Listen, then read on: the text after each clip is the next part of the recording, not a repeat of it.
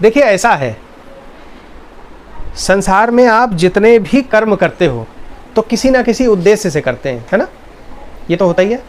कहीं पर आप पढ़ाई करते हो तो आपको लगता है कल को मेरी नौकरी लग जाएगी। आप किसी व्यवसाय को करते हैं तो आपको लगता है मुझे धन प्राप्त होगा।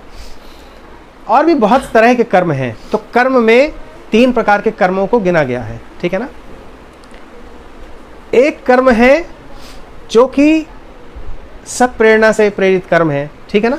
एक दुष्प्रेरणा से प्रेरित कर्म है, और एक ऐसी प्रेरणा है जिसमें अकर्मण्यता का भाव, जिसमें आपके ना तो उसमें अच्छाई ना बुराई, वो एक मिश्रित कर्म होता है ना?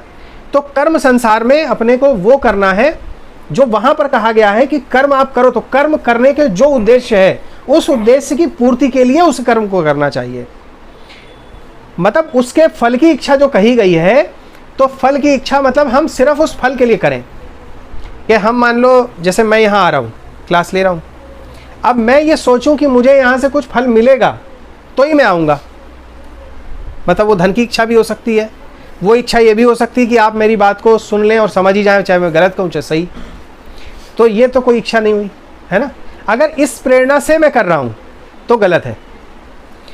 दूसरा भाव ये भी है कि जो भी कर्म आप संसार में करते हैं उस भाव को कहा गया है कि आप उसे ईश्वर को समर्पण भाव से यदि कर पाते हैं तो उसको करना चाहिए। मान्यता का भाव, जिसमें आपके ना तो उसमें अच्छाई ना बुराई, वो एक मिश्रित कर्म होता है ना?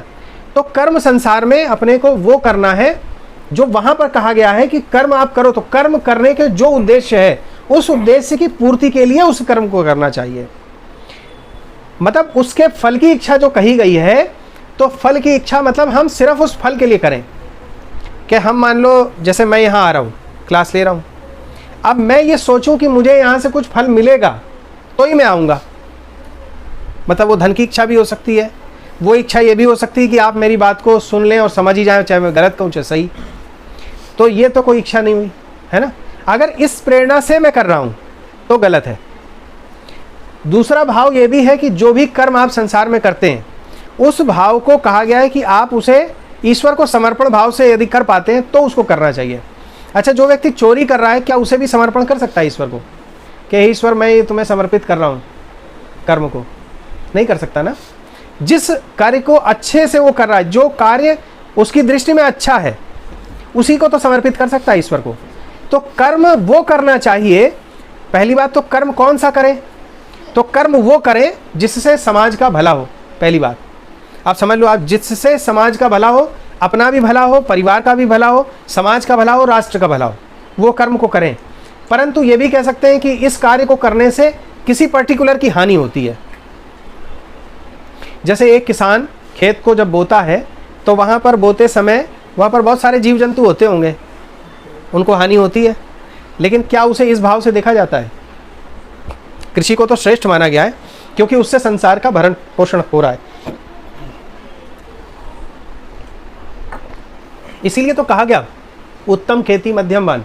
उत्तम खेती को उत्तम माना गया क्योंकि वो संसार के भरण पोषण का तरीका है।